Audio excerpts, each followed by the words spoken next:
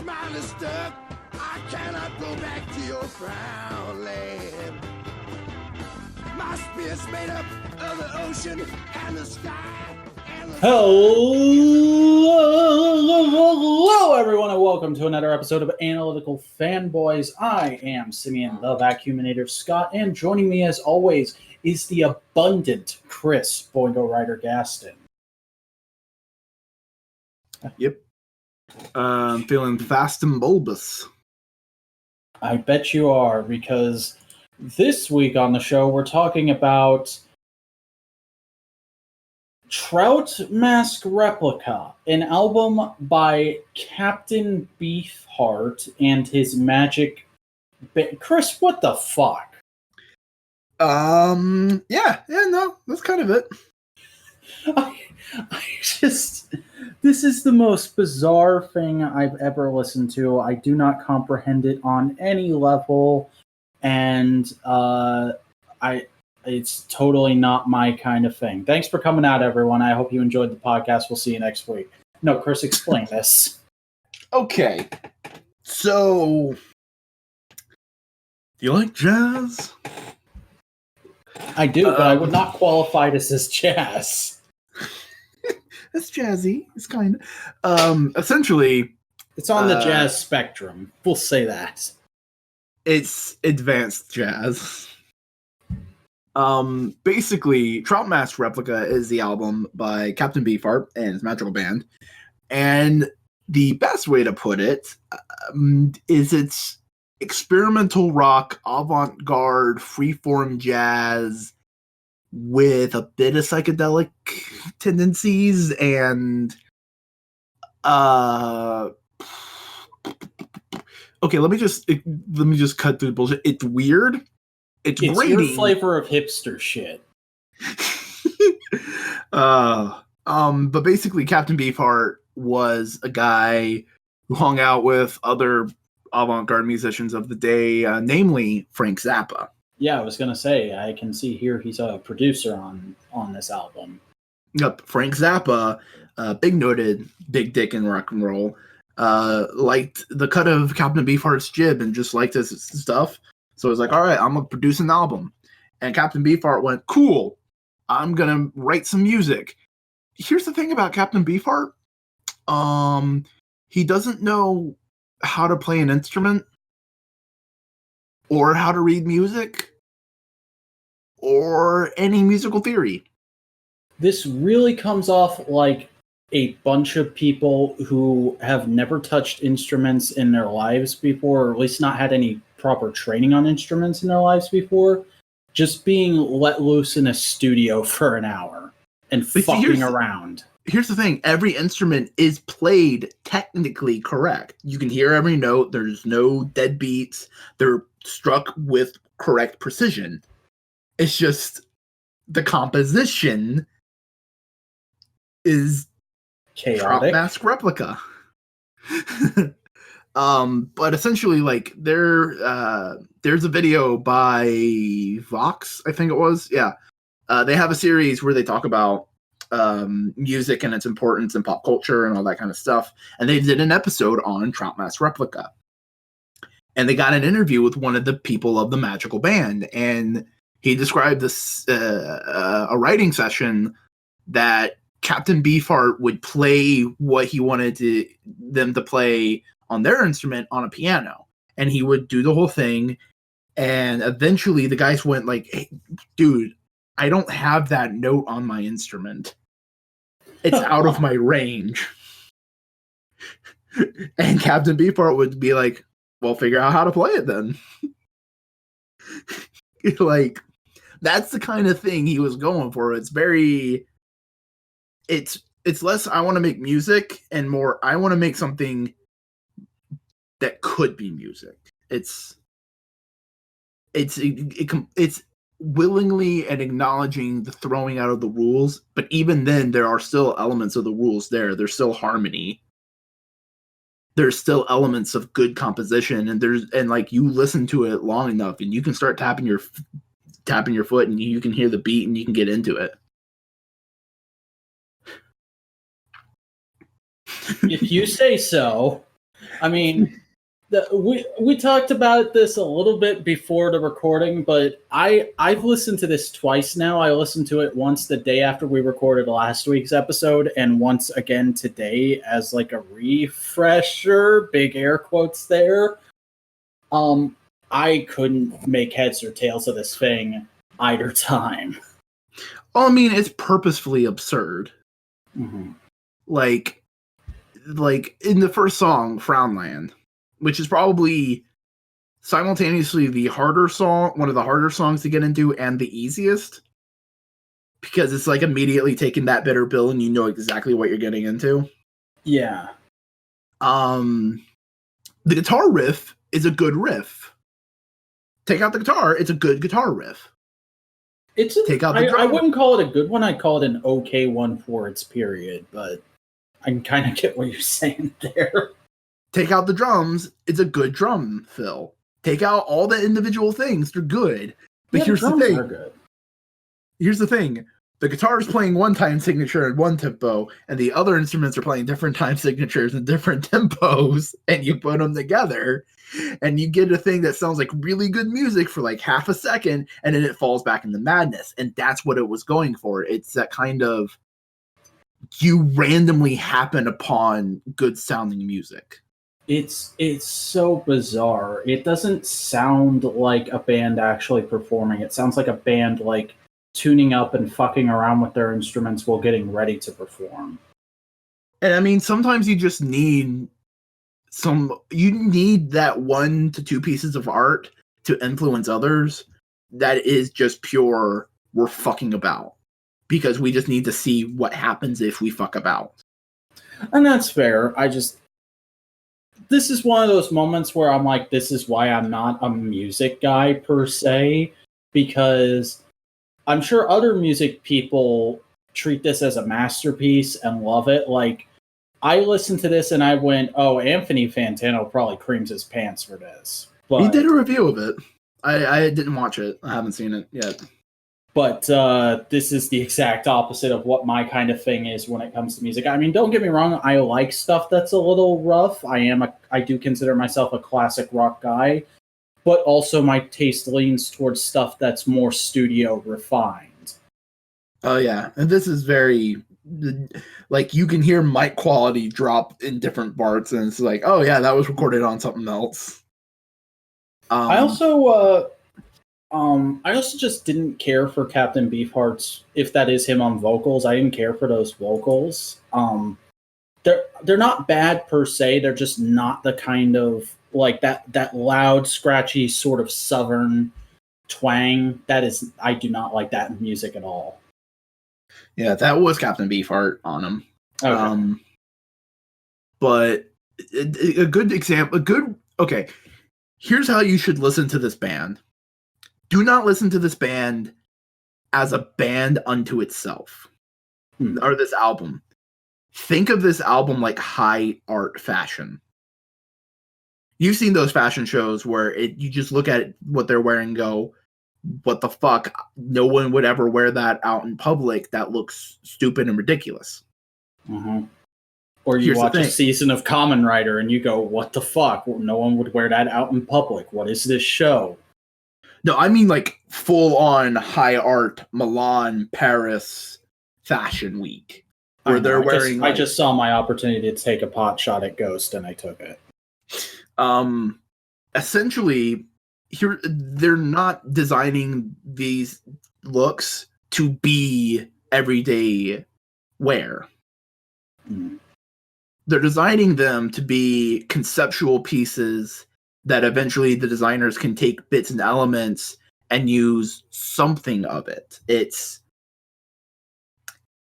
when you make something like that, you're making a giant palette of colors that eventually you can take little bits and pieces of and make a smaller, more precise painting. So would you say this isn't really meant to be listened to? These aren't songs you put in your music playlist for when you're doing stuff. This is more an experience you have maybe once every year.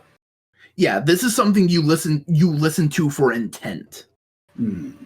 This isn't casual. This is like other stuff we've listened to. Ghost, Rage Against the Machine, You can churches. find some songs in there that you're like, oh, this is a standout. I'm going to throw this in my music playlist. Trout Mask Replica is very much, you start it, you end it, and you experience it as an artistic piece unto itself. And partially, I think, like, stuff like this... Okay, let me explain. There's a concept in rock music that's basically your favorite band's favorite band. Do you get what I'm saying? Yeah. Okay, so like your favorite band inevitably has a influence that is fucking weird. Like, for most contemporary rock, it's going to be stuff like Ween, Gwar, the Butthole Surfers. Which are slightly weird, off-kilter rock bands that do a lot of weird, goofy shit that a lot of bands can go, oh shit, I like this one element of this one song, let's expand on it. Captain Beefheart's Magical Band, and this album in particular, is your favorite band's favorite band.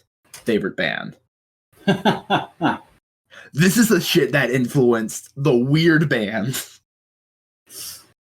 And it's like a precursor to noise and all these. It's weird. It's fun and weird and goofy, and I love this kind of shit. Yeah, it definitely does seem like it's very hard in that angle of your kind of thing. Like, people are probably going to be wondering, why aren't we going through all the individual tracks like we usually do when we do an album on the show?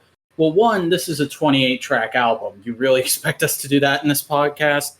Two, there's not really a lot I can pick out here and talk about track to track like there was with other albums Chris put on the list. Like, there's been stuff where I'm like, this isn't exactly my kind of thing, but this track talks about this kind of thing, and it does this interesting thing with the guitar or the drums, and I like that, and I'll talk about that for a few minutes. But here it's just kind of like, this is generally just a thing that washed over me a couple different afternoons, and I don't understand why. That's kind of the intent. It's music for music's sake. But there's like, even the lyrics, Beefheart more wrote the lyrics to be musical in and of itself. Like, my opening joke is, I'm feeling fast and bulbous. That's a phrase he repeats multiple times in the album. Yeah, because it sounds nice.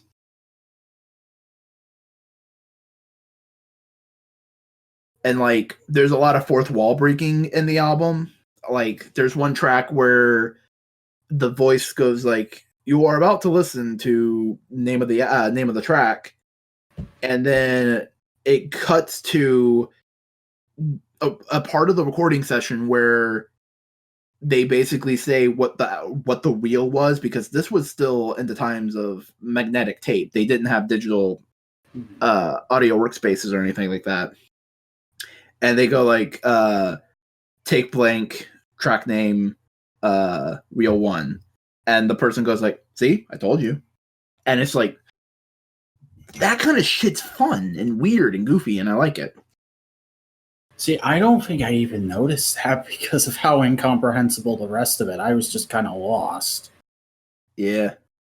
It's like, I feel like this is like a movie that you have to watch 2 or 3 times before you fully understand the plot, or you have to at least pay attention a whole lot in the first 10 minutes. Yeah. This is an album very much like, you got to be into it or you got to smoke a lot of weed.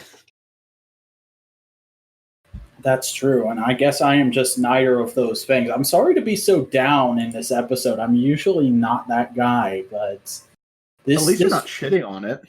Yeah, this didn't do a whole lot for me. Like, I was honestly a little worried, and I kind of played with Chris's expectations when we got in the call and was like, this might be Beckcast too. I don't know, but it's a lot less with Beck, where I just straight up did not like what that show did. With this, it's just like, I don't understand you, and I don't know if I ever can understand you. What are you, you strange, magical, weird little thing? Yeah, that's kind of it. And And like, that's they purposely play, and it's like what Picasso said. He took 20 years to learn how to paint like an adult, and he had to spend the rest of his life learning how to paint like a child. This is them trying to make music like a child. That does make somewhat sense. And like, there's elements where you can start to hear like, oh, if you just line things up and tuned it and like did this and did this, it would make a traditionally good song. Like, I would love to see a band like just take Frownland, line it all up, and turn it into just like a normal sounding song just to see what it sounds like. That definitely sounds like a thing that should happen. You know, you have these bands that are entirely built on we're covering this retro thing and we're very much into the gimmick of what it is. I could see a band popping up that's just Trout Mask Replica. Don't know why that's so hard for me to say. Trout Mask Replica, but good. That's their gimmick. And they just all have the Trout mask on while they're performing. Yeah. But this is like, I can understand why, I don't want to say bounced off, but more like you got covered in a weird, slightly uncomfortable honey. Bounced off isn't the right word. Covered isn't the right. I'd say it phased through me. It was a ghost. Yes. It's a ghost in the machine. That is YouTube because I listened to it on YouTube. I mean, and there's elements of this whole thing that you can find in like YouTube poop. Yeah, that is a thing too. It feels like there are parts of it that feel like it was purposefully designed to sound like this, or it sounds like a sound collage, like a mashup of two things that don't go together. I mean, that does also make it a little clearer for me why I didn't get into this, but I can't exactly say it's bad. I mean, since you made the comparison to YouTube poops are very snappy and quick and loud.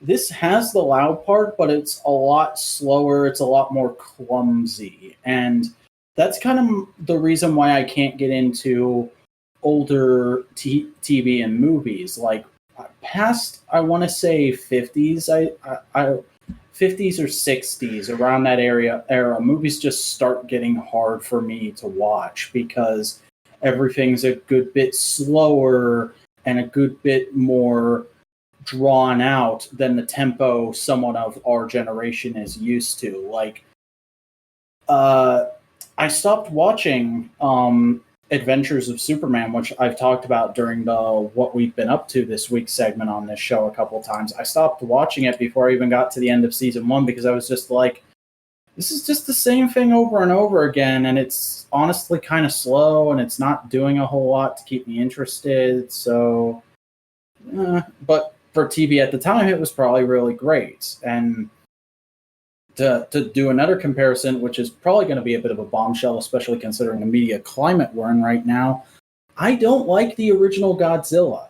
I appreciate it, but I don't like it because it just feels so clumsy and so haphazard. We're slapping a thing together to me. And I know that's not what it is, but because of the sensibilities of that time compared to what I expect from a Godzilla movie, it doesn't work for me. And keep in mind, I'm also not a guy who's into kaiju in general, just because I find the action not having a lot of dialogue in it to be a bit off-putting. Like, Ultraman's hard for me to get into for those reasons, but I found Ultraman shows I like, and there's Godzilla movies I like. I mean, I love Shin Godzilla, and Godzilla vs. Biollante is pretty fun, but I'm getting real off track here, so... No, but that makes me think this is very much like the text of weird alternative avant-garde rock. This is kind of like one of the preeminent examples. This and Frank Zappa. Like they're the kind of people that really kind of tapped into that, the first ones. And it makes me wonder how you would react to like modern noise rock or like Japan noise. I think I've heard some Japan. Is noise music different from noise rock? Noise rock is noise. It's a genre. Okay. Like how there's punk rock, there's noise rock. I've heard a little of it, but that was a couple of years ago, and I don't remember. Like, I don't think I liked it, but I was interested by it at the time. That's why I watched it. I listened to some rather because I was watching a YouTube video and somebody brought it up and described the genre to me, and I'm like, that's really interesting and not like anything I've ever heard. I'll go give some of that a listen, and I just YouTubed noise music Japan and listened to the first couple of videos, and I was like, that's a thing. Yeah. See, here's the thing. Japan goes way fucking hard on it. So that's why there's noise rock and then there's Japan noise. Yeah. Well, that's kind of everything when it comes to media. There's everyone else's version and then there's Japan's version. Or maybe you might also like more articulate math rock, which is like a lot of the more noodly, weird time signature sections of this, but everything lines up more. Everybody's playing to the same tempo and time signature, but they're going from like 7/8 to 4/12 to 6/16 or whatever. Yeah, that could be interesting. Because here's the thing, you're not directly hating it and you're not angry at it, you're just more like confused. And I think like I don't want to speak for you, but I think in like a year's time, you're just gonna get a weird hankering to listen to it, and you're gonna listen to Frownland once and be like, okay, I'm good now. That might happen. I could see that happening. Just because it's like eating fermented food. Yeah. That does sound kind of right. I actually tried kombucha for the first time today because we were in Whole Foods. Oh my god, that is the most middle class white person fucking phrase ever. But yep. I don't got much more to say about this whole thing. So why don't we go ahead and go into some what we've been doing this week? Alrighty then. Okay, Chris, tell me what you've been listening to besides this album. Well, I had to mow the lawn the other day. And so I went, okay, I want to put on I want some punk. I want some high energy shit. Because I don't have a motorized lawnmower. I have to hand push it. It has a motorized blade, but I have to push it myself. There's no motor to turn the wheels. So I went on Bandcamp, and I had in my favorites the compilation album Shape of Ska Punk to Come, which is a compilation of just a bunch of people that this record label got together to kind of go like, hey, this is the direction that we can take this music, as kind of like a not a manifesto, but like a tasting course of what can be. And there's a lot of great stuff, a lot of just fun stuff. But what really got me was a band called SMN. What are they about? Okay, they're kind of ska, skate, pop punk. But here's the thing about this band. Their SMN stands for something. It stands for Slackers Making Music. Slackers Making Noise. Okay. And they're Japanese, and it's just like, okay, new Japanese band. I fucking love it, and it's just like really just fun, goofy shit. They did a cover of the Japanese Sailor Moon theme. Oh. They dressed up as Sailor Scouts. As you do. Yeah. Gotta be all proper about it. You can't make Sailor Moon media without dressing up as the Sailor Scouts. And like they just have a vibe and an aesthetic that's just way up my fucking alley. And it pisses me off because every other Japanese band I really, really get into kind of has a pretty big presence. They're pretty big in Japan. To the point where they have a lot of material that a lot of American fans or a lot of people who know English can like kind of bridge that gap of information. Yeah. Or they have enough, or there's enough accessibility that I can find their shit, like the pillows, like Trico.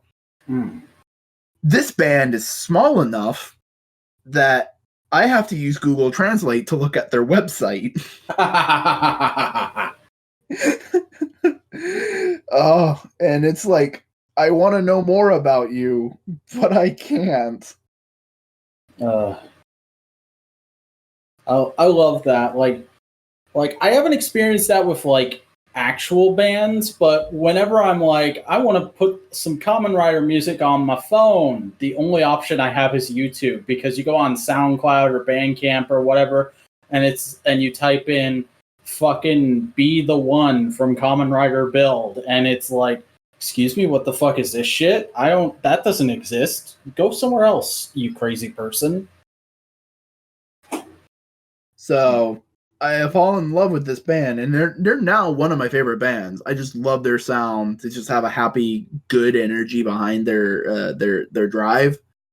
But it's like, well, fuck. Yeah. It's eating that one candy bar, and now no one has it. But yeah, a lot of ska punk. Listened to another compilation of ska punk while mowing called "What Do You Know About Ska Punk?" And they had title. Yeah. And it's a lot more like just fun and goofy. Like, hey, here's a lot of bands that are kind of like making shit. So if you think, because the big whole joke is ska's dead. But here's the thing. They made a compilation of 142 songs of different, every song is by a different ska punk band, basically going like, here's all the reasons it's not dead. Mm-hmm.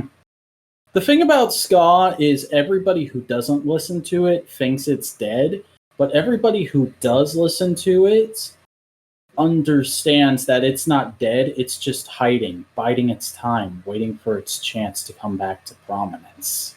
Yep. And the first song on it is really fucking cool. It's so there's a guy on YouTube who's been doing ska covers of a bunch of stuff called Ska Tune Network.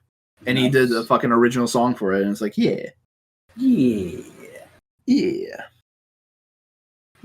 So that's what I've been listening to. All right. Well, I recently did some jiggery pokery with my YouTube accounts, which people will probably understand by the time this is out. So I'll just say, like, this is the week after I deleted all my side channels and went back to just having the Vacuuminator channel. And I'd been operating out of my Simeon Scott account for a long time. So I had to start a new music playlist this week. So I've just been re-listening to a bunch of stuff, bunch of wrestling themes, bunch of like Kevin MacLeod and just general no copyright stuff that I actually like listening to, that I keep myself listening to so I can think to put it in videos when I need music. Caught up on a bunch of Studio McGain. Do you know who that guy is? Mm-mm. He's the YouTube guy that makes the 8-bit tokusatsu and anime themes. Neat. Yeah, so Is it the one with like the Famicom? Yep, Famicom? That is him. Oh shit! I've listened to his shit then. Yeah, he is a good boy, and I listened to a bunch of stuff that either was from shows I hadn't seen when he originally put it out, or had just come out and I hadn't seen it for one reason or another yet. And he is still doing fairly solid work across the board. There's nothing to really say. If you like 8-bit version, 8 or 16-bit, because he tends to vary. If you like chiptunized versions of actual songs and you're an anime or a tokusatsu person, he's a guy you want to look into. He does good work.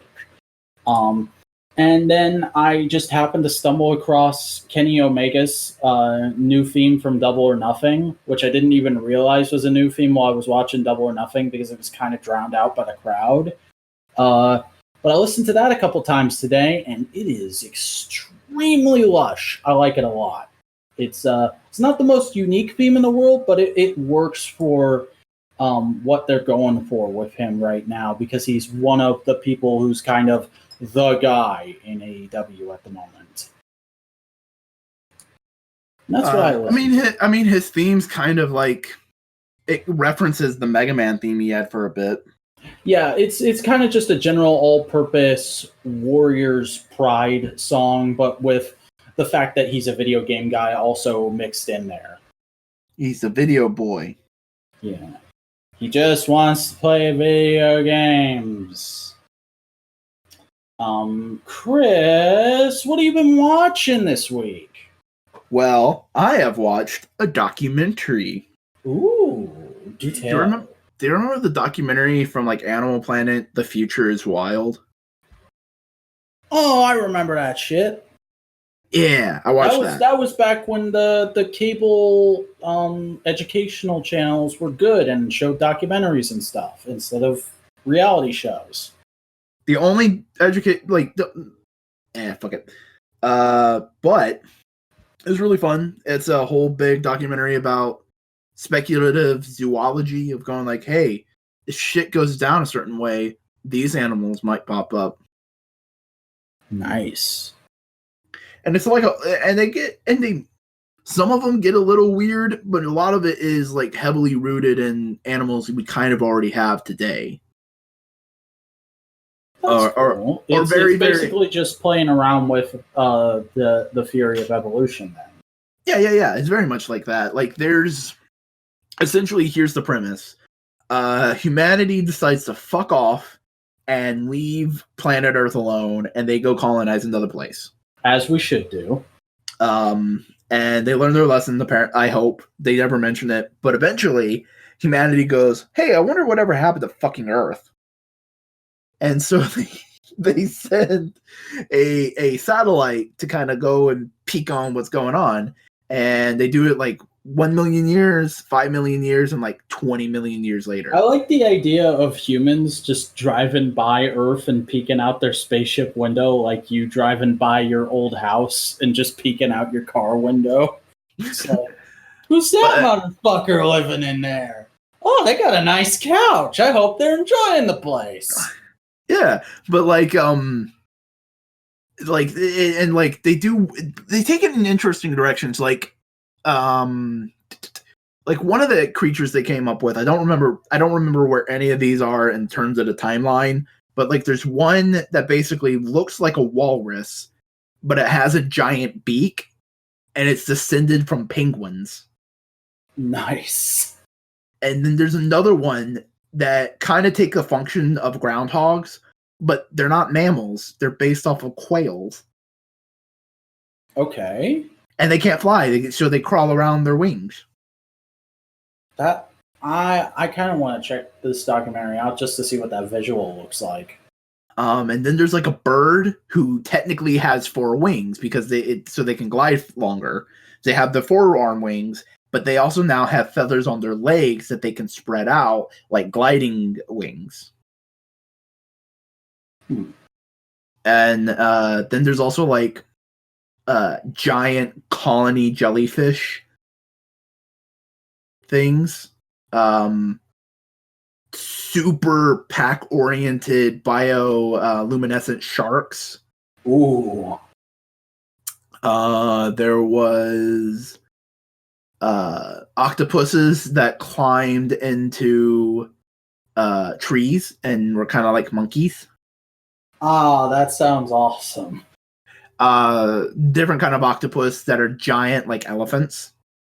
And walk around the forest like just pushing things around. Okay. Now I definitely remember seeing that. So I have seen at least the back half of this documentary. Yeah. Also, there's like these spider colonies that set up giant webs in canyons to pick up seeds, and you're going like, oh, that's really cool. The spiders are eating seeds. And then they start putting them in a pile. It's like, oh yeah, there are colonies, so they got to save resources. And then this little rat thing comes in, and the narrator goes, this is the last mammal surviving on the planet Earth. And it starts eating the seeds. And then the narrator just goes, the spiders weren't collecting seeds to eat them themselves. They were collecting seeds to harvest this creature. And you're like, oh shit, the last mammal is livestock for spiders. And it just makes you go like, kind of fucked. It just makes you go like, yeah, we kind of deserve that.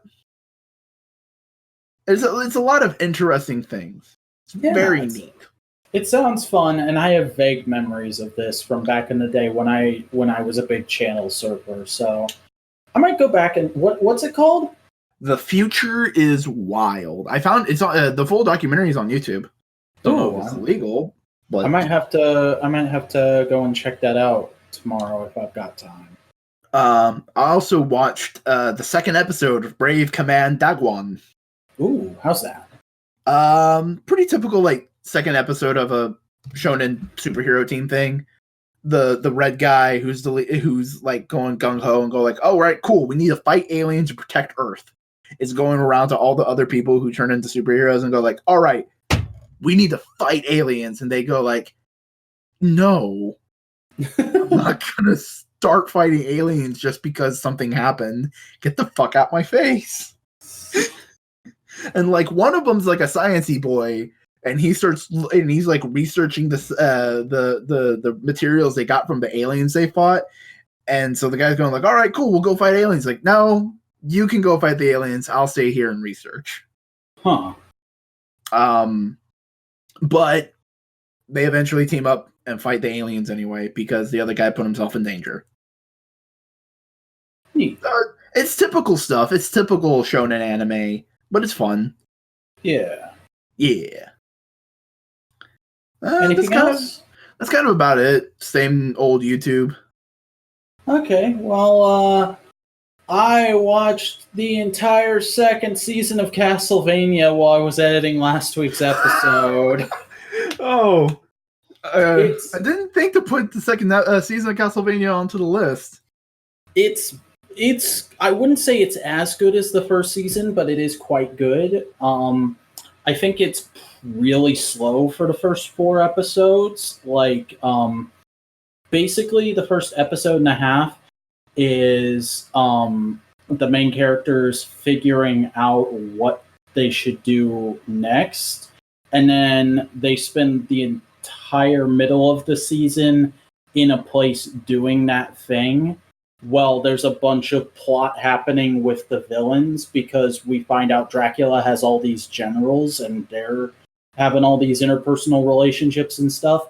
And then one of them tries to betray Dracula. And while that's happening, the heroes finally do something by summoning Dracula's castle to them so they can kill Dracula. And that fucks up that villain's betrayal. And then they just go in and kill all the other generals and kill Dracula, and a couple people escape, and it's like, they'll be our villains in season 3. Dracula is dead now.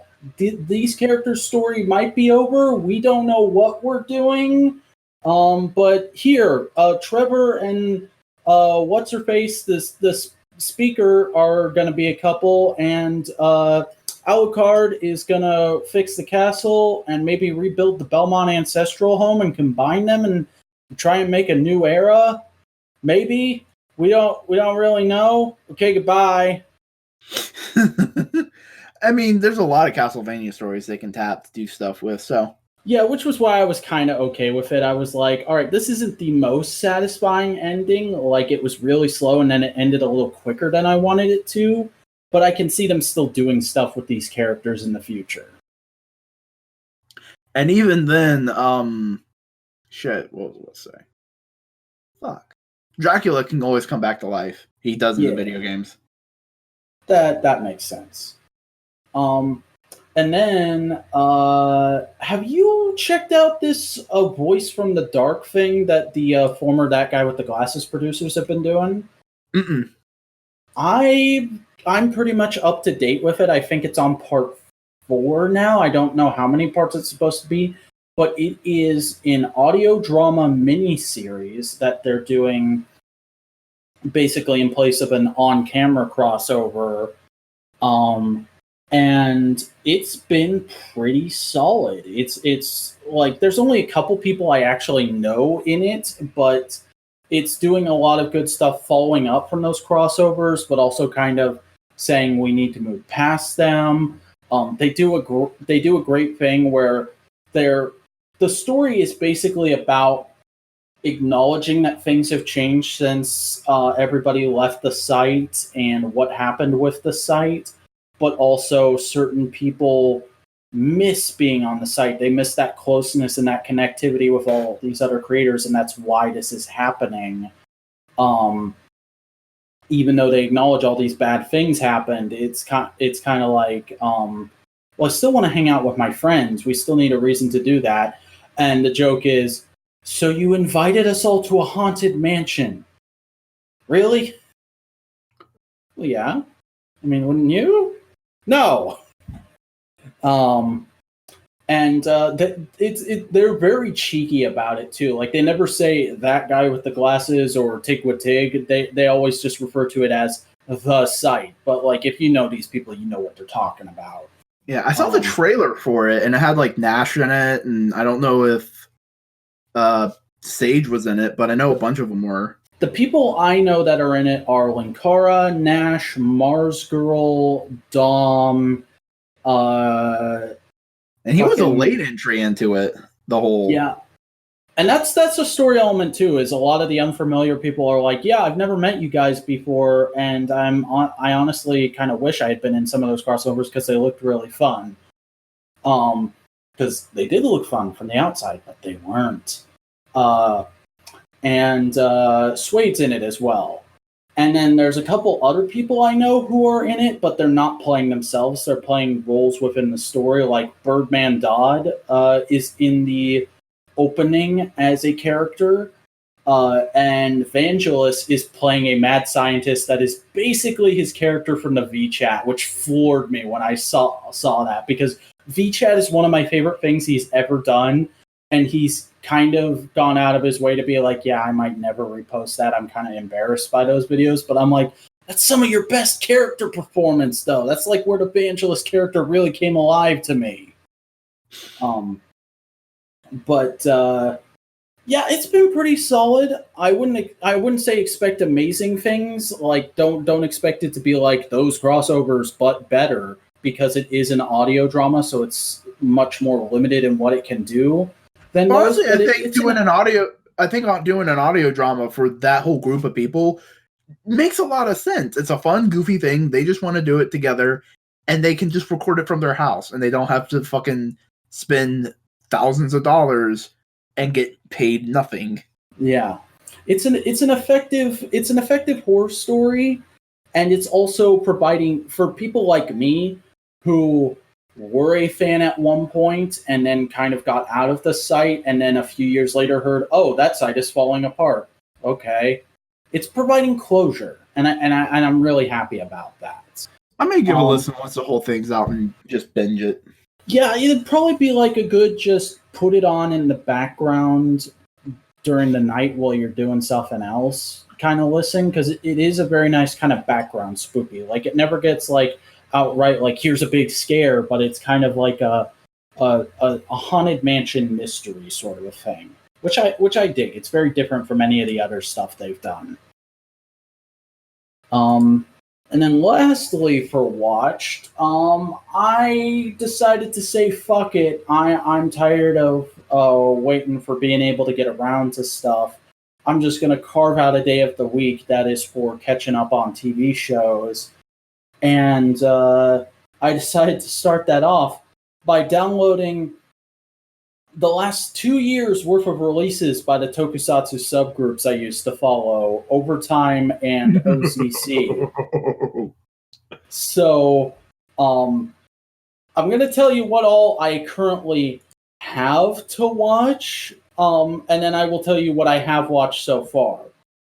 Kamen Rider Build, one of the Kamen Rider Decade movies. Kamen Rider Den-O, Double, one of the the new Drive side story that just came out.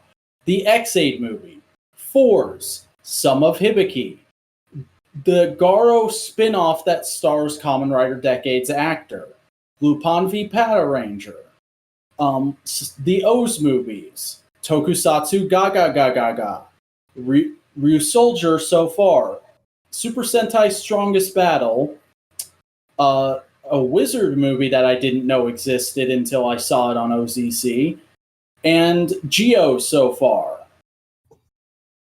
It's a lot of stuff. I read the manga of Tokusatsu Gaga Gaga Ga. Oh, I didn't know it was a manga first. That's cool. Yeah, it's a fun wholesome manga. We can talk about that when I get to it, because what I have watched so far is the first 11 episodes of Kamen Rider Build. Oh, you're just building up to it, aren't you? Yep.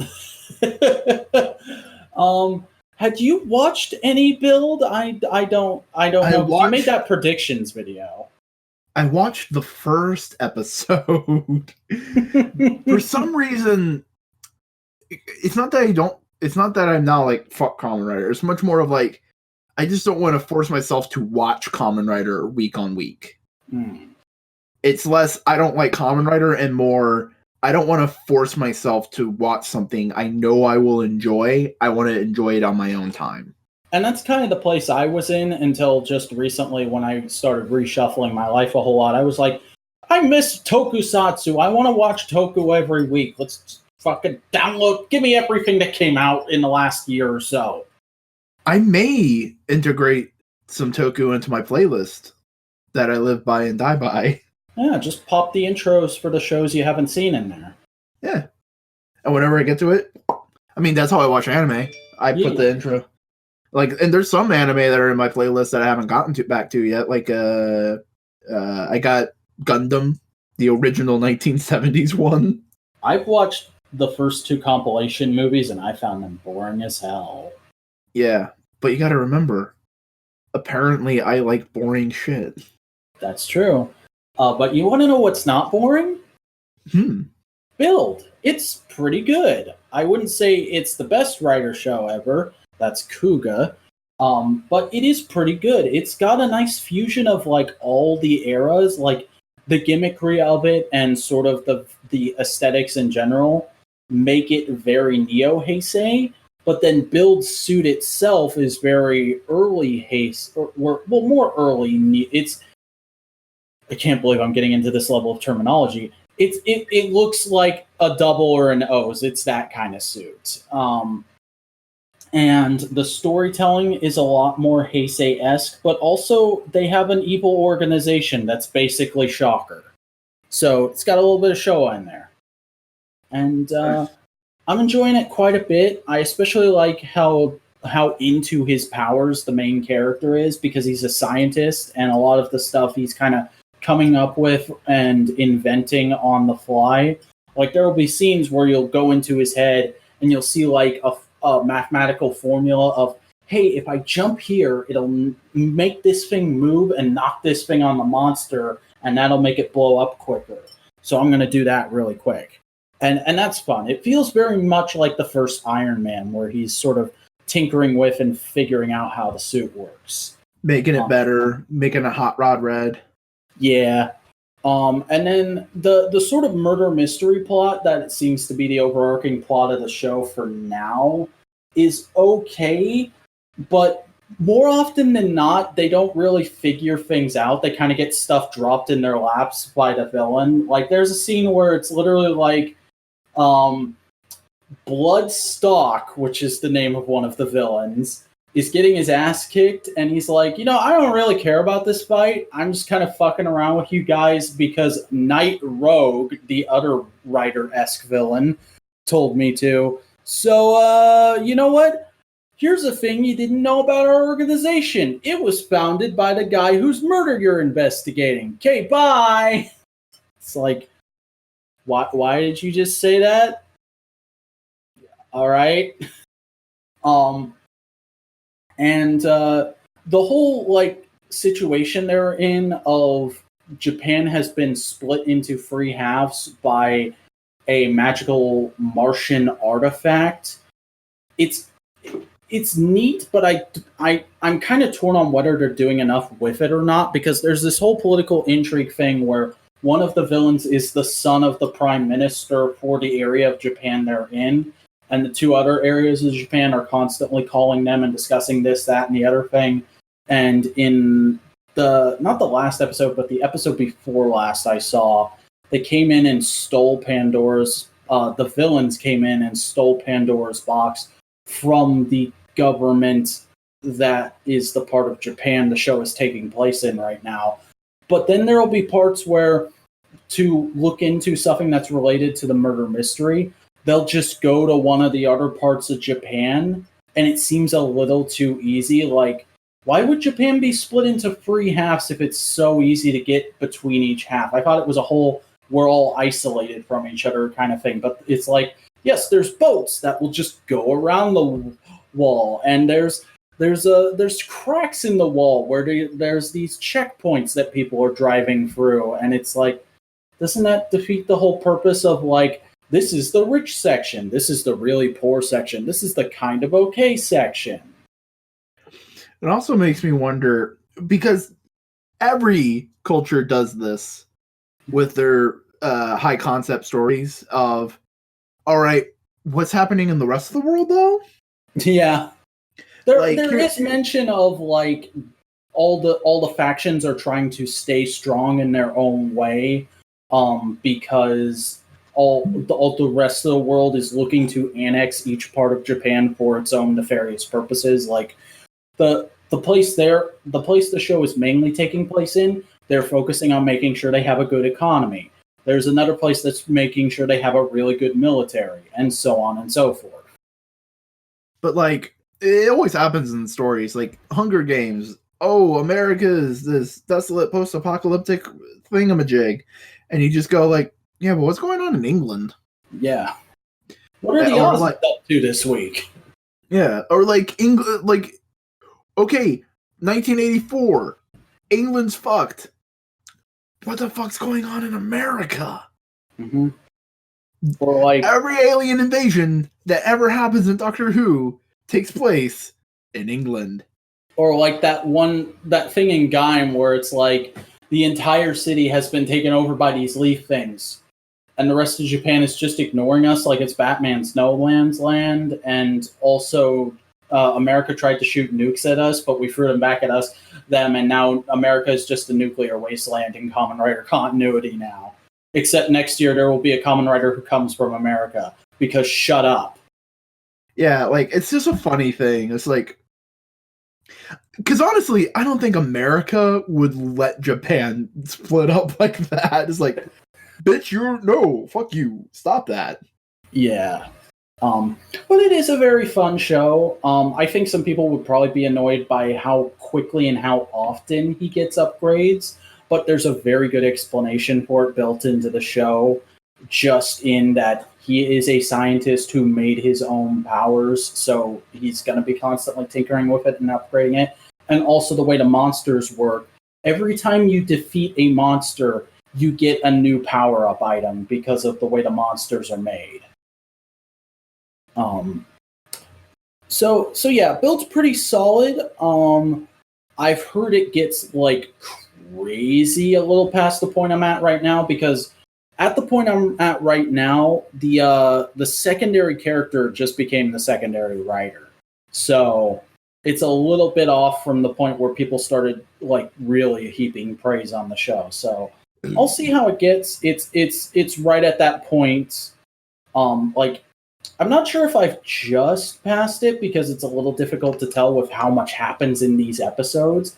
But I'm either just past or I'm about to pass that moment in every modern writer show where it's like, okay, it's Christmas. The other shoe's gotta drop. Oh, yeah. Remember when they did the Christmas episode in X8? Yeah. God, that's the best. But that's everything I've been watching. Chris, what have you been reading? I took a look at that Silver Surfer Black you mentioned. It's fucking fantastic. I know, right? Yeah, it's just really fucking good. It's art right up my alley. Dude, it's like, isn't it drawn by the same dude who did the new Ghost Rider? I'm not sure. I've not read New Ghost Rider. where he has the muscle car. I know what you're talking about. I've just not read that book, so I couldn't exactly do a comparison. It's dope. It's really good. I enjoy it. Yeah. It's a cool new take on Ghost Rider, and as a fan of Ghost Rider, fuck yeah. Nice. And I started reading. I haven't gotten to. I haven't finished it, but I started reading Green Lantern: Silver Surfer. There was a crossover. That's cool. Kyle Rayner, Green Lantern. So it was around that time. Oh, nice. Yeah, and it's fun so far. Like, there was a Marvel villain that came into the DC universe and was like, "Hey, they said I could take over this universe."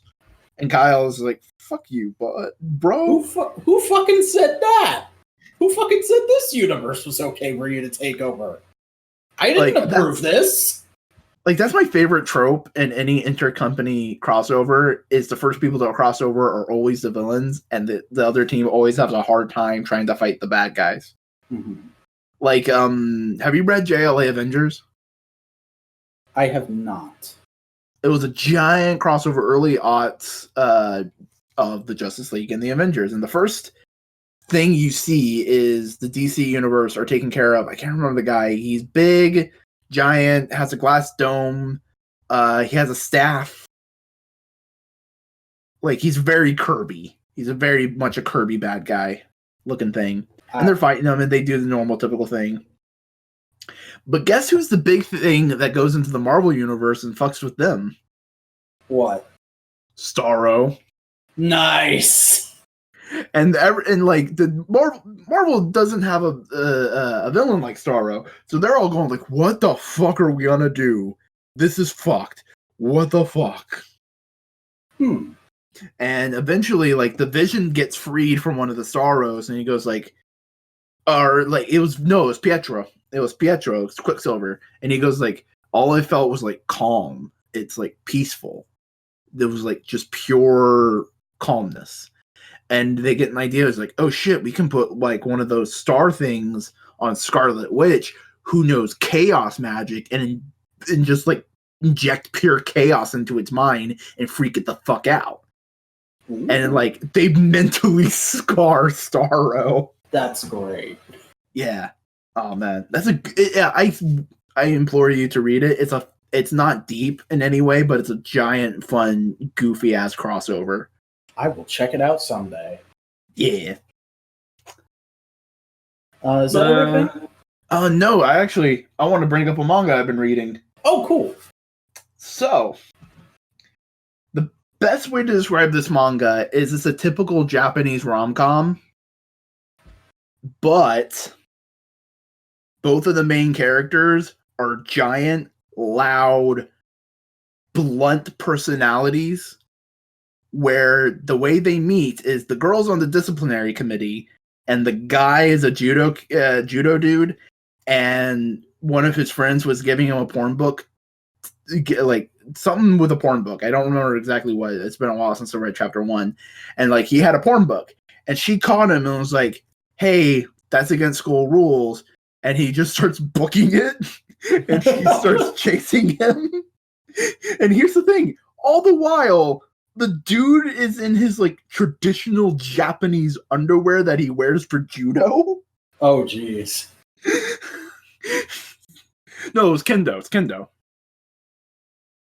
Maybe judo too. I don't know.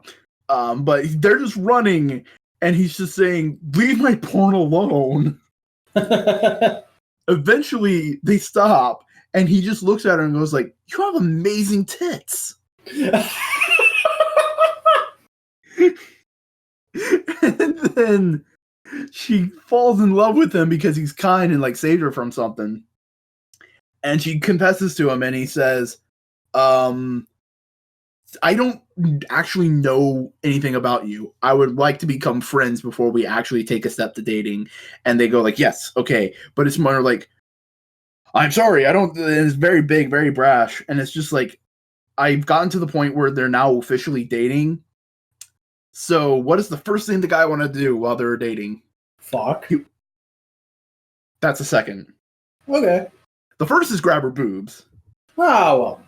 And she slaps him and goes like, See, I would have filed that under fuck. I'm like, there's the fuck folder, and grab her boobs goes in there. no, because there's a point to it. She smacks him and says, just because we're dating doesn't mean I give you permission for doing that all the time. And he immediately goes, so does that mean no sex? And she says, eventually. And the third thing he does, in that fucking underwear that she chased him in, he comes to her home and basically tells his mom, we are dating, and eventually I would like to have sex with your daughter. To her mom. Well, it's good to be upfront about these things. I mean, he's taken precautionary steps here, trying to figure out where everybody's at. Oh, yes. And it's just fucking fantastic. And there's a great bit of they go up to her room to do something, I can't remember, just hang out. And you in the next panel, you just hear all these very, very suggestive noises.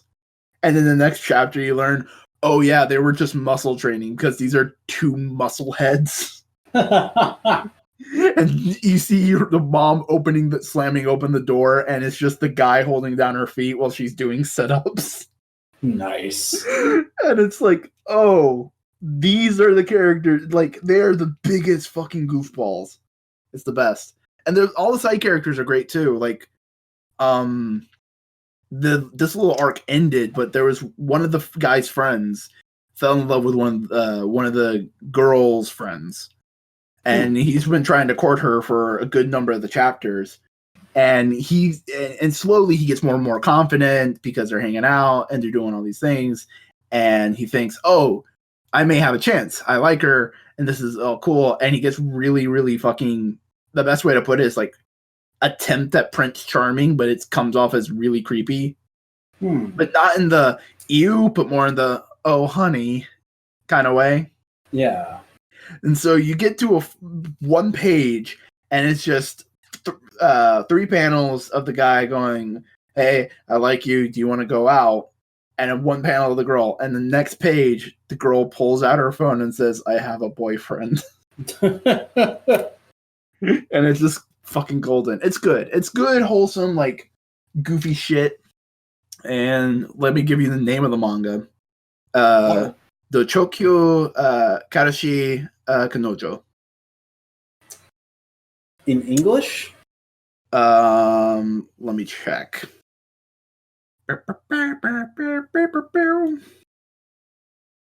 It is extremely straightforward, boyfriend and girlfriend. Nice. And there's another manga I've been reading. Can't remember the name of it. I can look it up while I'm talking about it. It's essentially, okay, you know how yokai in Japanese mythology would spirit away a person? Yeah. They take them to like the creepily ask you an innocuous thing, and if you don't respond in the way I like, I'm gonna kill you. And the boy's covered in bruises and scars and everything, and he just goes, and her whole thing is, do you want to be my son? And he just looks up at her and goes like, you'll be my mommy? Yeah. And she immediately goes like, what? Oh shit, this works? And she takes him home and she starts cleaning him, and she realizes all the bruises, and this yokai woman's going like, shit, I actually need to take care of this kid because he needs someone to actually care about him. And it's nice. And eventually, like, she has like a Tengu friend, and he plays tag with the boy. It's cute. That's neat. Yeah. It's a neat, comfy, cozy thing, sounds like. Yeah, I mean, there's always like an edge of bittersweetness because you realize, oh, this boy was abused, probably. Mm-hmm. So, but now he has a happy yokai mom. Yeah. Anything else? No, that's about it. All right. Well, I read the 4th, I believe it is, book in the Hallow series, A Fistful of Charms. which was pretty good. Big departure from what they've been doing. They leave Seattle and go to some other, or no, they were in Cincinnati, and I believe they go to oh god, I can't. San Francisco. It was either San Francisco or Seattle. It's like I can't remember. I'm halfway into the next book now, so it's a little hard for me to remember details like this. But they go to a place because a friend of theirs was in trouble, and also he kind of sort of kidnapped one of the main character's kids, who was an adult but was not necessarily supposed to leave the house for reasons. And so they go to try and rescue this person and the kid, and they get embroiled in this whole conspiracy thing where apparently werewolves in this universe can't turn other people into werewolves. You have to have been born a werewolf to be one. But there's a magical artifact that demons created a long time ago that this cult of werewolves that's like 5 packs that have all grouped together are looking for. And that's the pile of shit this one character they're going to help stepped in. So they have to get him off of this island that's being controlled by a werewolf cult. And then they have to find a way to make the werewolf cult believe that the artifact is gone forever now. Only they pull a switch on both the werewolf cult and the guy they were saving because he's a thief piece of shit that none of the main characters want anything to do with now, but they had to save him because he took the kid and this artifact was there. And they take the artifact back with them to Cincinnati, and now it might be causing problems for them, but that carries into the next book. Really, really nice kind of departure, shake things up, introduce a new element to the plot kind of book, and I enjoyed it. Alrighty. That's neat. Also finally got back to 52. I've read issues 4 through 6 this week. Really starting to feel like some stuff is actually happening in here. We're out of the setup game. We're more into like, this is what we're dealing with. Here are these characters dealing with it territory where like, this was basically an aftermath for one of the crisis events DC did in the mid-2000s. But it's doing it all in this very interesting way where you don't have to have seen that. You just need to know all the heroes of Earth went through some shit a little bit ago, and we're all still sort of reeling from that. And I'm enjoying what's going on with that. There's a cool subplot involving Booster Gold maybe having fucked up time. And it's Booster Gold. What else does he do? Yeah. And Renee Montoya and Vic Sage are looking into a thing, and they can't get any help from the police because Renee Montoya is not a licensed private eye. So if she asks for her former police captain's help, she could potentially get thrown in jail for operating without a license. But they've stumbled across an alien arms smuggling ring, which is interesting. Also, Vic Sage Question is somehow even more hilarious than he was in Justice League Unlimited, which I was very happy to see, because Vic Sage Question is one of my favorite things about that show. That's pretty much all there is to say on that so far. Caught up on a bunch of comics this week as well. Read the 4th issue of Spider-Man Life Story. Really, really good, really solid stuff going on between Peter and Ben Reilly. They basically do the whole Clone Saga, you're not the real Peter Parker thing, but good, because he is still the real Peter Parker.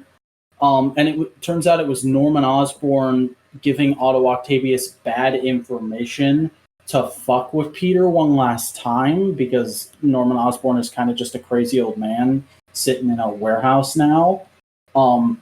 But Peter's like, no, I looked at Miles Warren's real research. I know I'm the real Peter Parker.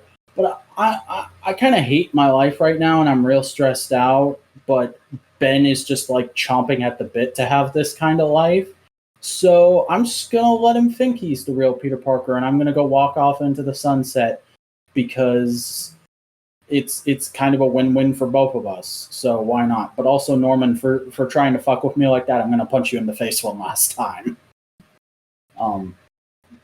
So that was neat. And then I read on the Unstoppable Wasp issues 8 through 9. We finally get to see the Agents of Girl Expo, and it's immediately attacked by AIM, who are trying to kidnap all the young scientists to recruit into their mission to destroy Ultron Hank Pym, who we still haven't seen in this book yet, but is apparently a thing we're going to deal with eventually, which I'm looking forward to. And there's some good interpersonal stuff with Janet and Whirlwind, because Whirlwind is working for AIM right now, and it's kind of following up on the whole fact that he was kind of a psychotic stalker of her back in the old Stanley days. And there was an interesting subplot where AIM tried to lead Nadia away by making her think her mom was still alive, and also her mom might potentially still be alive, but we don't know. And we get to meet a couple new villains and all kinds of fun stuff. I really like that book. She Could Fly, the Lost Pilot, number 4. Really, really like how this book is handling the relationship between the main character and her new boyfriend, because in issues 2 and 3, it kind of seemed like she just agreed to be his girlfriend to get him to shut up and also annoy her parents. But like they're in this issue, it's mostly just them hanging out and actually being a kind of cute but really awkward teenage couple. And like he's actually kind of helping her with her mental issues, and she starts to think, maybe I don't need my meds now that I'm in a good situation and I've got this guy to support me. And it's kind of sweet. It's also kind of awkward, but I dig it. I really like how this book tends to handle relationships and mental illness, and that's kind of why I like it. People should check out this series if they haven't already. Paper Girls 28 and 29. There's kind of not much I can say if you haven't already kept up to date with this book, because it is some properly insane time travel bullshit at this point. And we're very much coming up on the last issue. But there's some good stuff here. I like how they're kind of just saying, yeah, Mac and KJ are just a couple now. We're not going to make a big deal out of it anymore. We've done that. And they've both kind of settled into it now, so we're not going to make a big deal out of it. But it is very much a thing, and it's a big part of their characters. I feel like they did that in a very, very sort of graceful way. Shazam number 6. Fucking crazy stuff is going down that I didn't think this book was going to get to for a long time, because it started off feeling very decompressed. But Billy has met his birth father, and we've had kind of a moment between them now. And Mary Marvel revealed to their foster parents that all of them have superpowers, because the other kids are still trapped in the magic lands, and she doesn't know how the heck to save them. And it was kind of like, wow, I didn't think this book would ever do that. Wow, I didn't think Billy would see his dad for like another 10 issues. This is kind of crazy. Are you getting pulled off the book, Jeff Johns? Is that what's happening? Is this one of those? You're rushing your story so you can get it done before you leave? I don't know. I don't keep up on comic news enough to know, but it's weird because like it was so decompressed, and now it's not, but it just feels like normal pacing for comics. So I was very happy with this issue. I'm sorry. Go ahead. Yeah, good that you like another book now. Yeah. Ronin Island number 4, very much more of the same, but it's still very solid. There's some fun stuff they're doing with the whole classism thing in that period of Japanese history, and we find out where the sort of Last of Us zombies came from, which is that some of the Emperor's scientists were trying to create a new weapon, and they made these things and they were like, oh, we can't control these. They just go after whatever is downwind from them and smells good. Let's just send them in the general direction of our enemies. I'm sure that'll work okay. And that's what caused the zombie apocalypse to happen. And when they find that out, they accidentally end up fucking up the Emperor's palace, destroying all their stuff.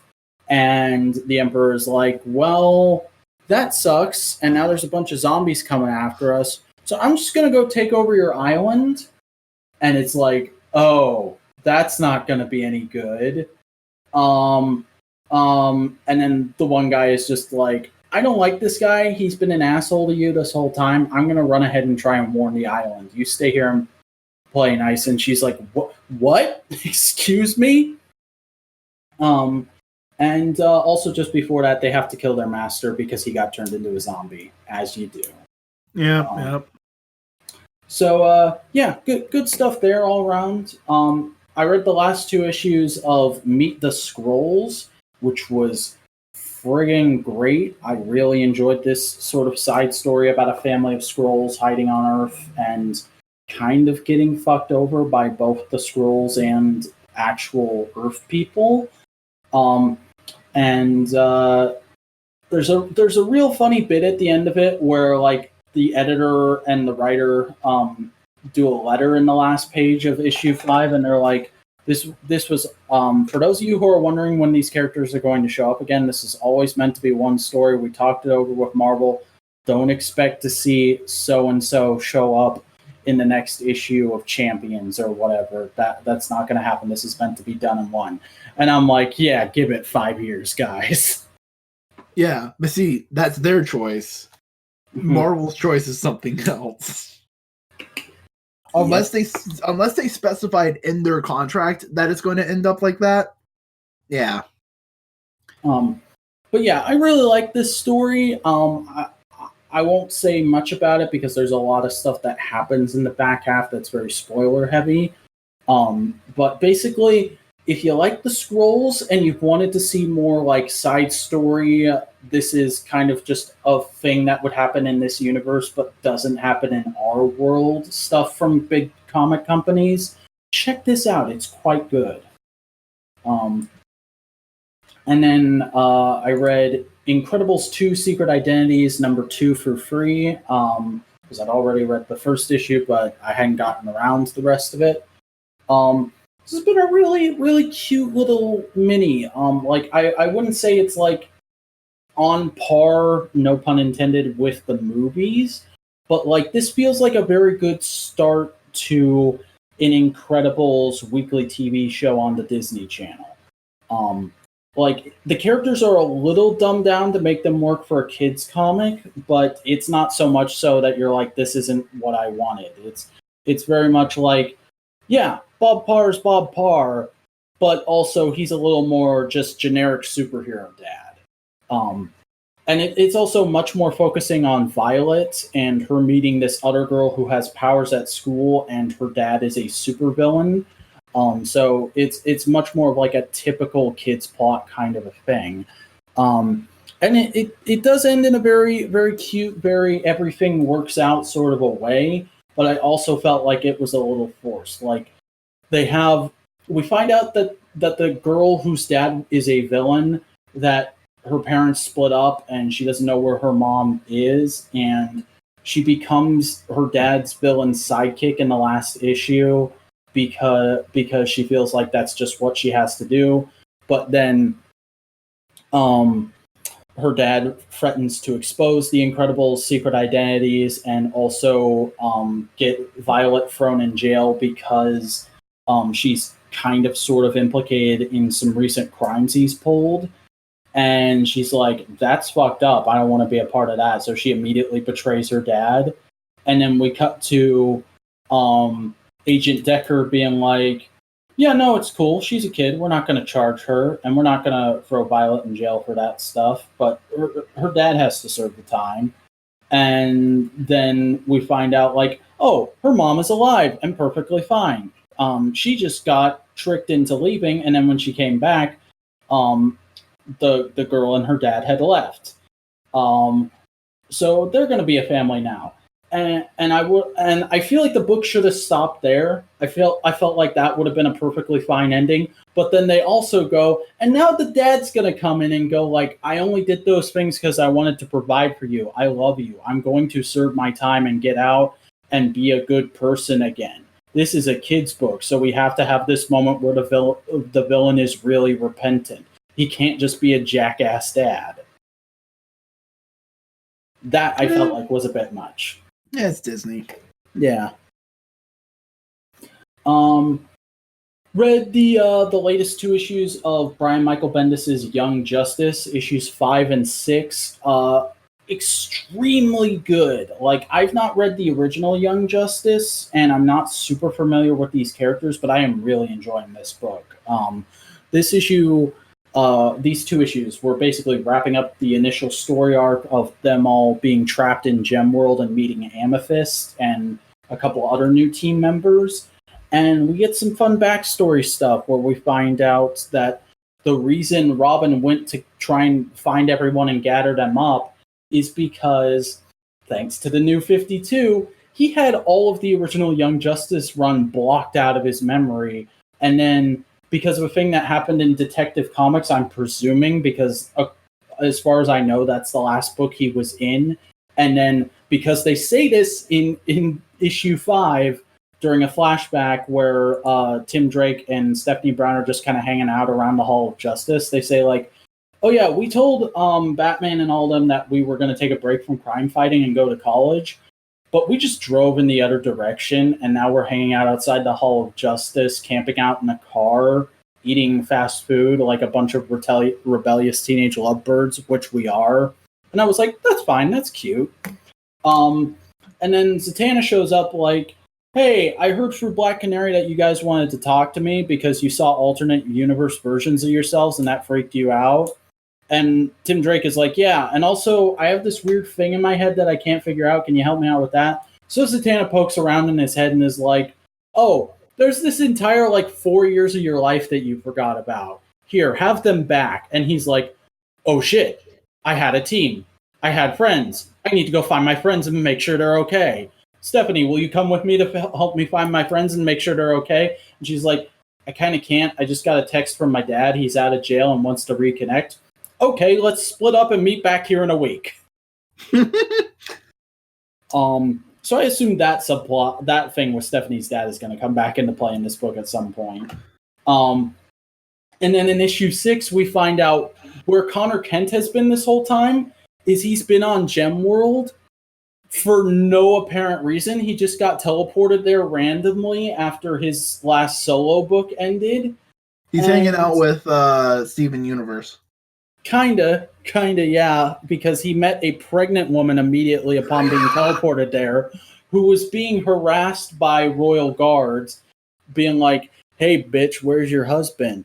Where's your permit to sell in this area? You know, farmers can't sell in this area without a permit. Where's your permit?"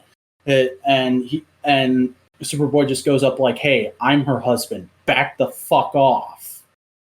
And then they do, and she explained, and she's like, "Thank you. They took my husband and killed him because he was selling without a permit, and now they keep harassing me. I don't know what's going on. I went and got a permit, and everything's going to be fine." And he's like, "Well, I'm kind of stuck here, so why don't I just hang out with you and pretend to be your husband until I can figure out a way to get home?"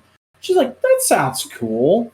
So he takes up farming, and he literally says, like, that was why he did that, was because Pa Kent once taught him, just farm and it'll come to you. It's like, that is a Superman-ass thing for you to be doing. Oh yeah, that's right. You're technically his clone, so that works. Yeah. Honestly, I think if Superman ever retired, he'd just be a farmer. Yeah. That's what happens in Kingdom Come, isn't it? I don't know. I haven't read Kingdom Batman Come has a weird fucking chest girdle thing. Yeah, that's right. And Amethyst explains the political situation that's been going on there, which is basically just Dark Opal is fucking shit up, as Dark Opal is wont to do. We find out what the fuck Teen Lantern and Ginny Hex's deal are, which is that Teen Lantern is a little black girl who hacked into the Green Lantern's power battery and is now just using power battery energy to be a superhero. And she's like, yeah, the whole reason I was in Metropolis was I was planning to go to the Hall of Justice to ask for an internship. And Ginny Hex is, I think I've explained this to you already, but she's the great-great-granddaughter of Jonah Hex.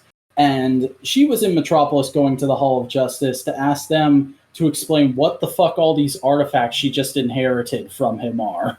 And there's like a free panel scene where they open the chest in the back of her truck, and it's like, I didn't think those existed. Apparently they do. That thing is literally labeled "Do Not Touch." Is that glowing green? Yeah, let's not touch that one either. Okay, we need to get this back to Earth.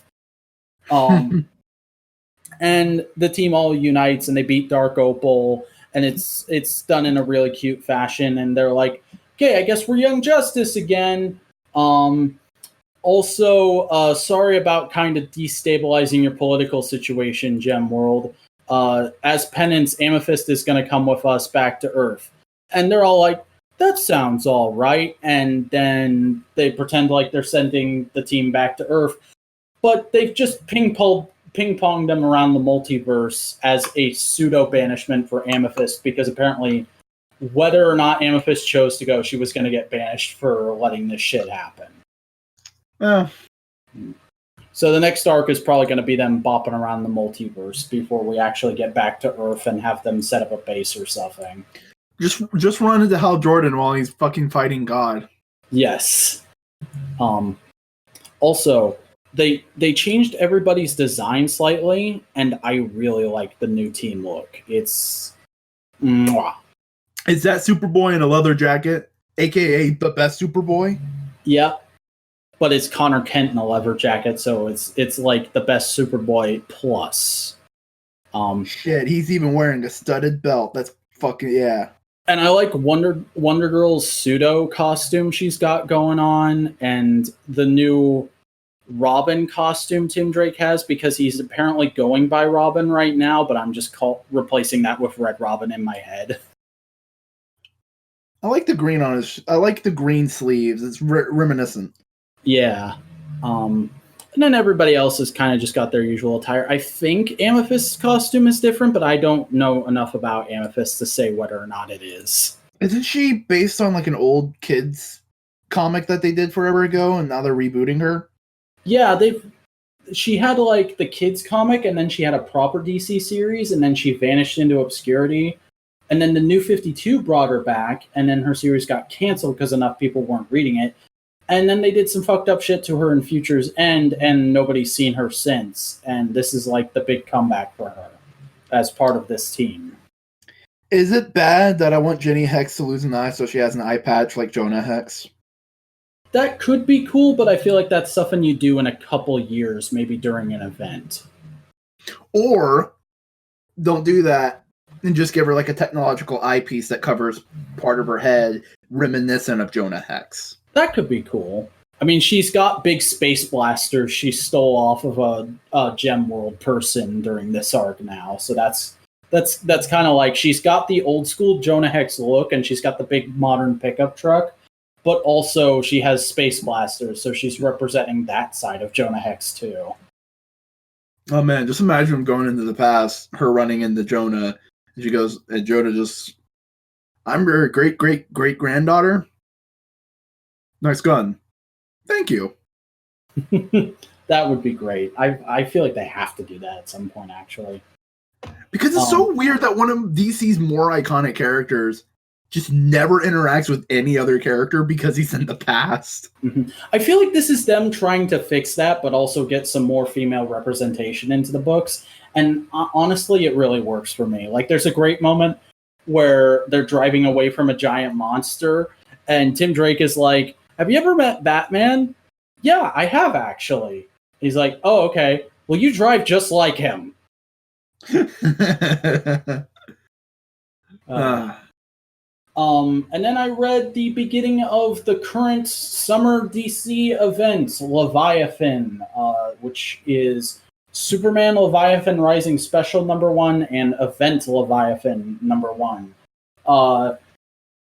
It's pretty good so far. It basically just feels like part of the Bendis Action Comics story spun off into its own book, where Leviathan Rising Special is basically 3 comics put into one shot that sets up the event and some storylines that are going to be happening to it, one of which is written by Bendis and is basically just the next issue of his Action Comics, where Clark Kent goes up to Lois Lane and is like, hey, there's some people in our apartment who are waiting to kidnap me. Kidnap Superman? No, kidnap Clark Kent. That's never happened before. I'm going to go in there and see how it goes. Fuck yes. And then he's Superman, of course he can. Yeah, he's like, I'll be fine. Let's see where this goes. And then he does it, and they take him, and it's Talia al Ghul, and she's like, yeah, we were told by this person whose name we can't reveal, which is surprisingly not Lex Luthor. It's a new villain faction that's being set up in Action Comics, that killing you would be a really good way to get to Superman, because everybody tries to kill Lois Lane or Jimmy Olsen, but nobody ever goes after you. So he wouldn't expect it, but he's also still your friend. You talk to him all the time because of the stories you write. So we're going to kill you to get him to back off from us. And then they put a big kryptonite bomb on his chest. And then we get... honestly, he should have seen that coming. Yeah. And then we get a Lois Lane story where she's basically just waiting for him to call and say how it went. And then it's like 5 hours later, and she gets a text from Jimmy, which ties into the next story. And she's like, shit, Clark hasn't texted me yet. Something's wrong. So she goes into their apartment and realizes that, yeah, he definitely got taken. This is an emergency. And she pulls out an emergency bat phone they have in their freezer and is like, hey, can you guys come help? I think he might have been kidnapped. How's that possible? I don't know. You come here and tell me. And so Batman and Wonder Woman show up to the Kent apartment and do an investigation. And they go to look into it. And then we get a Jimmy Olsen story where Jimmy Olsen is on a book tour in Gorilla City for some reason. And he got drunk and had sex with someone. And it's like a weird comedy thing. And then he texts Lois Lane to tie into the last story. And that's kind of it. Oh, also he meets Dexstar. And then we get a Supergirl story, which feels like it has nothing to do with anything. But it's just Supergirl coming back to Earth after the arc she's currently in the middle of to tie in with this event and realizing, oh, hey, the DEO is no longer a thing. Where the fuck did my adopted parents go? I should probably look for them. Here's a clue they left me. I'll follow up on this eventually. And then we get another Action Comics-y Bendis segment where Lois dressed as Talia al Ghul and Jimmy dressed as a gorilla and and Firestorm of all people walk in and save Clark from the kryptonite bomb. And then we get a scene of the actual leader of Leviathan being like, hey, Talia, why the fuck did you attack Clark Kent? Now we have to move up our plans. She's like, I don't know, shits and giggles. I kind of wanted to be the leader of this group again. Okay, well, just for that, I'm going to throw you out of my plane so you die on impact. And then Superman catches her and is like, hey, you got to tell me what's going on. So I'm assuming they're going to explain how Lois and Jimmy got there and met Firestorm in like another tie-in thing, but they haven't yet. And then Leviathan or Event Leviathan #1 is Lois Lane, Batman, Green Arrow, and Steve Trevor all sitting in the ashes of an Argus building just discussing the fact that Leviathan has been destroying all the big secret organizations in the DC universe to make way for their plans, and what's up with that and what the implications will have for the DC universe. And then we get another scene of the leader of Leviathan being like, talking to someone, being like, yeah, I'm doing this thing. It's going to be pretty cool. It's going to change everything. Yep. And that's how the first issue of the event ends. It's not bad. It just feels a little underwhelming for how they've marketed it, of like, this is going to be a big, huge, this villain faction's going to come out of nowhere and attack the DC universe type thing. It's starting off a lot more low-key than I expected. But it's still written fairly solid, and it's felt a lot more interesting than any event in the last few years has to me, so that's something.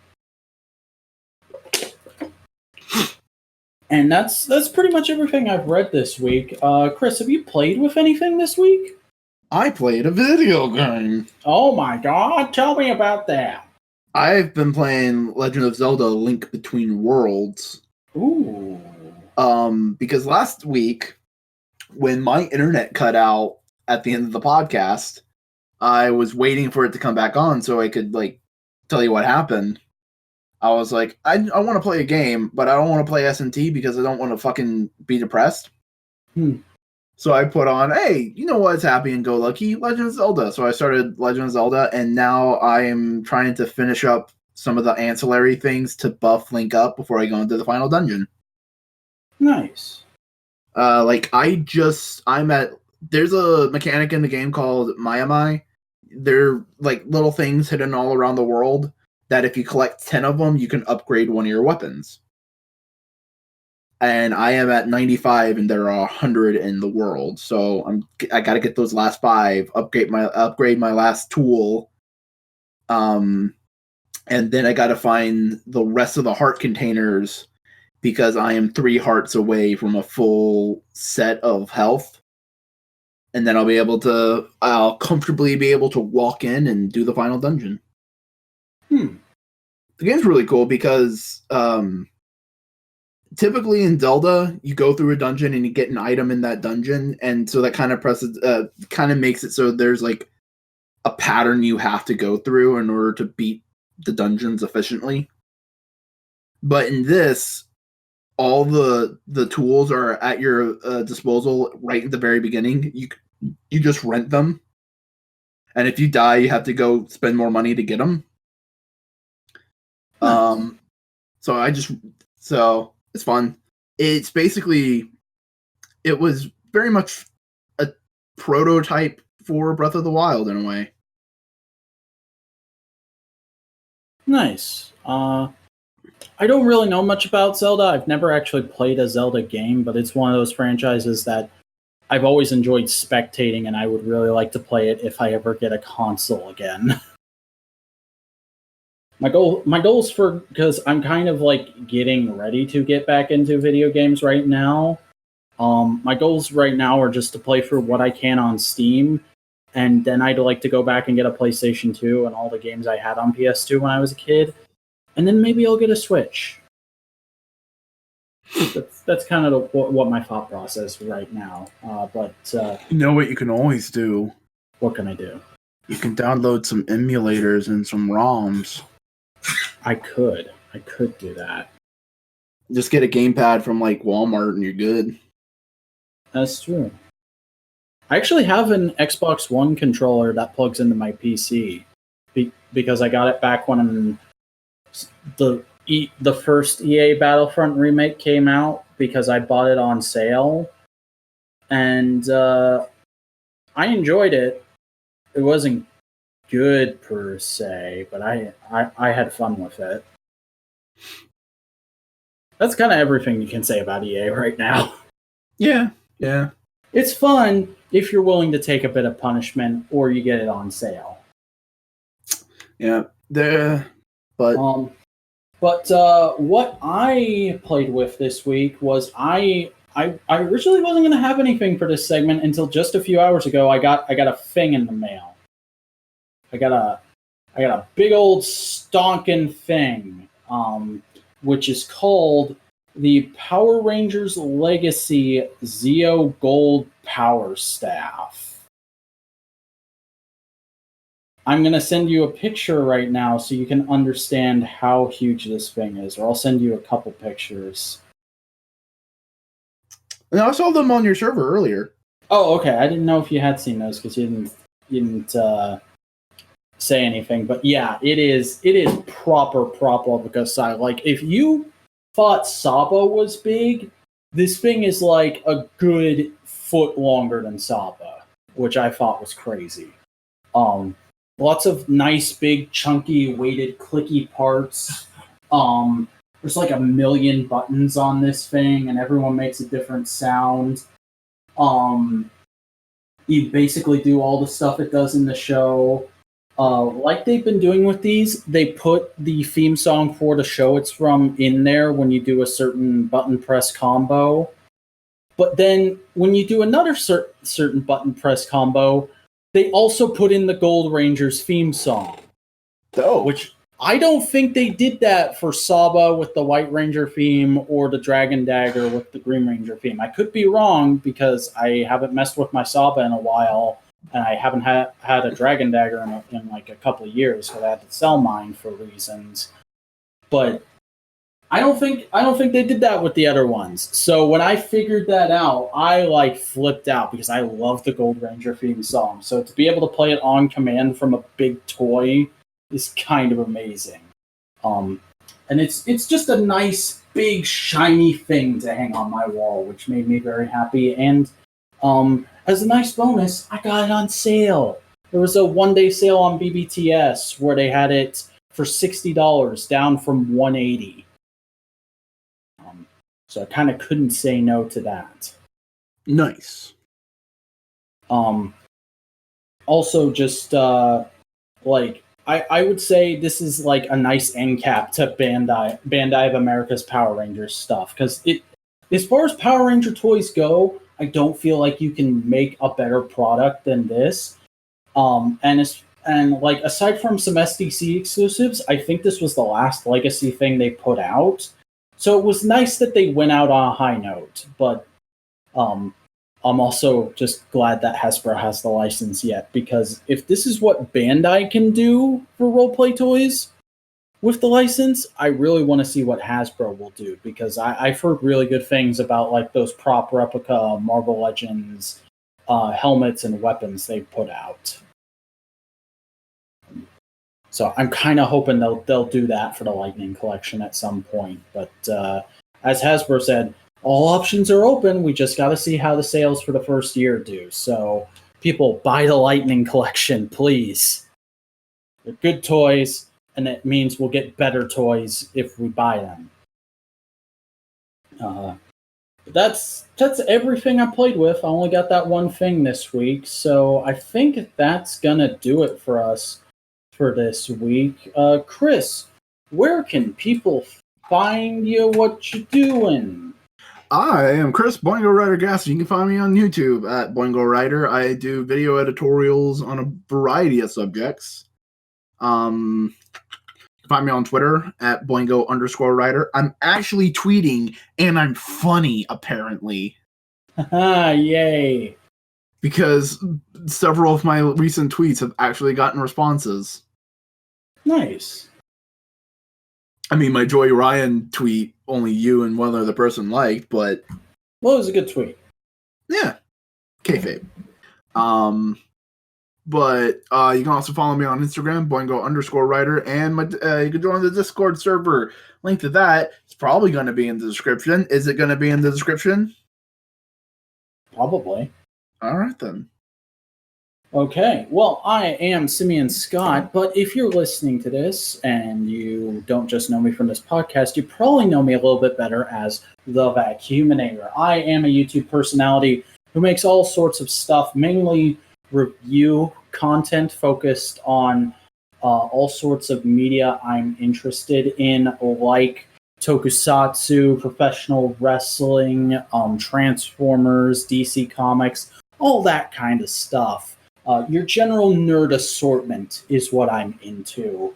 And you can find me making reviews, fan edits, vlogs, discussion videos, all sorts of stuff along that line will be on youtube.com/thevacuuminator. I also have a Twitter where you can follow me. It is at thevacuuminator, and I have an Instagram, which I believe is also at thevacuuminator. I'm actually checking it right now. Did I put underscores in the new username? Nope, it is just the Vacuuminator, all one word. So yeah, go there on the social medias to keep up with me and stuff, and check out my videos if they sound interesting to you. And hey, if this podcast has been interested to you, you should probably go ahead and subscribe to the Modular Media channel so you can get every episode of the podcast as it comes out.